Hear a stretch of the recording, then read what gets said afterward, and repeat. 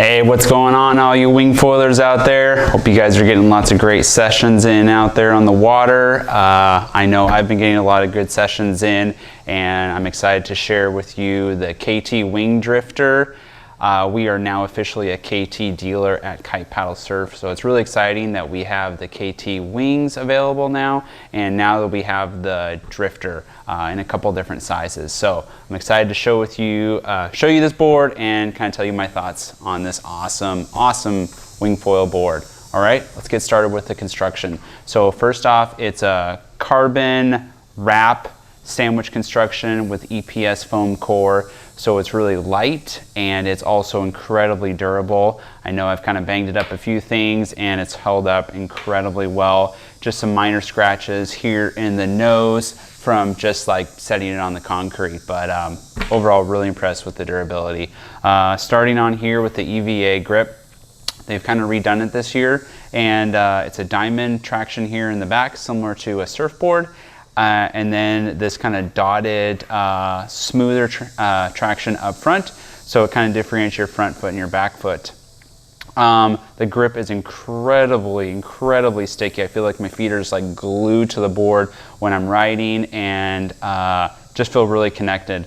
Barefoot, I feel like this traction is almost, for a long time, it can be almost too aggressive. I've been on this board for an hour and a half, 2 hours, and I can actually start to feel my feet start to kind of like dig into the grip. So booties, not gonna be an issue for a long run, but if I was on this board for a long time barefoot, I can feel it for sure. The kicktail here in the back is absolutely spot on. Like, you can slam your foot all the way back, use that as leverage to turn the back of the board, just like a surfboard, so that's awesome.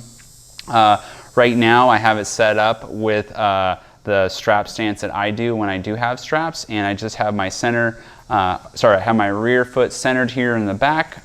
There's a set of insert pack there, and then up front you can do a couple options. You can do like a single, like I have, offset in the middle, or you can have the two like windsurf style up front. So straps are included. It comes with 3 straps. Here's the third one, and they're actually really nice straps. I was playing with them, and yeah, I mean, not only is it just a strap, but you can take it apart and you can adjust the width of the strap as well. So you can really micro tune this to fit your foot, so it's a great fit for everybody. All right, let's talk about the kind of the profile of the board next. I want to show you guys. So as you can see, it's a pretty parallel outline, pretty evenly distributed from back up to front. The nose, I feel like, is kind of more surf inspired, but not quite as much, say, as like the Nash Hover series. So a little bit fuller nose, so that's going to definitely help with the pumping in the front of the board. It's not going to bury the nose like that board can, and but yeah, it's not incredibly squared off like, say, the Armstrong subfoil board, where it's really squared off. So I feel like it has that surf inspiration. So I think it looks really good. I really like the brush finish that they did. It looks really nice. So the contours of this board, it has almost like this quad concave going through the base of the board. And what that allows the board to do is, when you're able to pump it onto foil and release it from the water, but not only that, is when you come around from a transition or a jump and the board touches down, just like on twin tips that have channeling, it allows that board to bounce off of the surface, and then that's what allows this board to free itself up from the water instead of sticking. Really cool how they've designed it here, and they put a pretty aggressive, like a step up here to the rail, and when you're on cruising down the side and it kind of deflects on the side of the rail, you can definitely feel this board better than any other board. It actually bounces a lot better than say the Nash Hover or some of the other boards. So I really like the way they've designed that. Now with that also comes, I feel, a little bit of a negative here, and I'm going to talk about it right now, is that because they've taken out some of the volume here on the sides, the initial stability of this board, when I first climb onto it, it feels a little tippy, even for an 80-liter board. So once I have the wing in my hands and I use it to grab power from the wind, I feel like it's instantly stable. However, just that little bit of instability I notice when I get on this board, so something to note. So from all the channeling that comes back into here, a nice balanced handle here on the base of the board to transport your board, and then these future fin box here. And it's a standard fin box. It's not like the Armstrong boards that are a little bit longer. It is allows you to adjust your foil. Right now I've been adjusting the Armstrong HS 1850 at the number 3, and then my 1250 HS on the number 4. So you definitely want to play with this adjustment on this board, just like any other board. You know, get this board, take it out on the water for the first time, smack it right dab in the center of your foil track, and then start to make your adjustments if you have too much lift or not enough. Do those adjustments at the beach until you kind of fine tune it where you like it.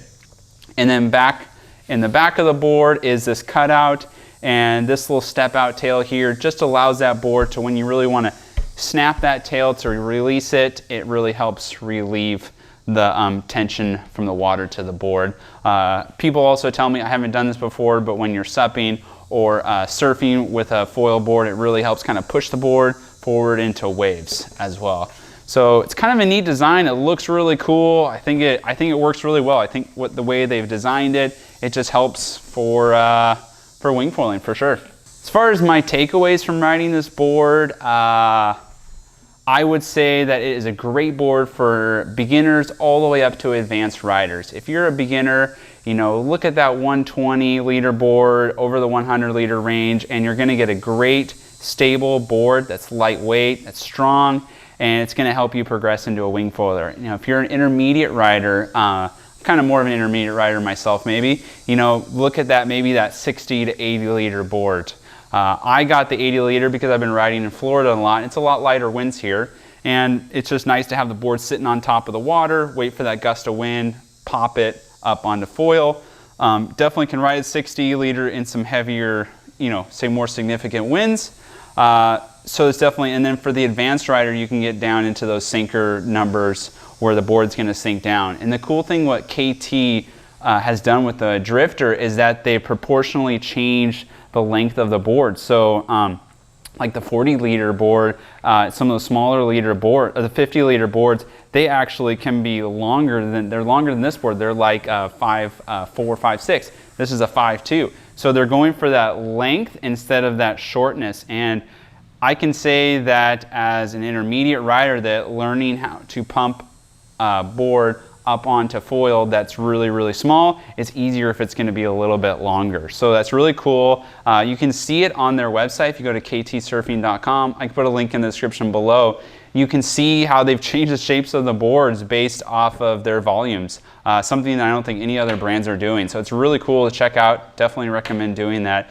But as far as my progression as intermediate, you know, when I'm doing it, I really like to make nice long carves and catch waves, and I feel like this board is really reactive to the foil. I don't feel like there's a delay. I feel like as soon as I put in a turn, instantly that foil goes into a turn as well. And then as far as jumping, it's nice and lightweight, so doing those beginner jumps, it's really gentle going up, and then coming down, it really touches down and wants to pop back up onto its foil.